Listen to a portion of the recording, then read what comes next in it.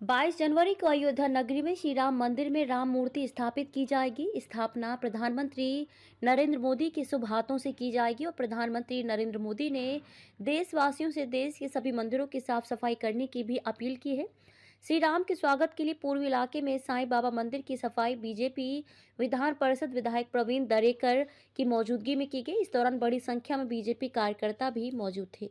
असतील किंवा शिंदे असेल, अजित पवार असेल, यांच्या मागे मतदार नाही, त्यामुळे मोदी साहेबांना वारंवार महाराष्ट्र दौऱ्यावर जायचं. त्यांना त्यांचं नेतृत्व घरात बसण्यात आनंद असतो।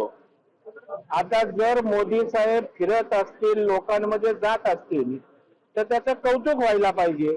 परंतु घरकोंबडा ज्यांचं नेतृत्व आहे, 2.5 वर्ष घरात त्या ठिकाणी उभवलं, त्यांना तशाच प्रकारची मानसिकता होणार। ज्याचा नेता घरात बसून असतो, त्या नेत्याच्या सहकार्याकडून दुसरी कुठली अपेक्षा होऊ शकत नाही।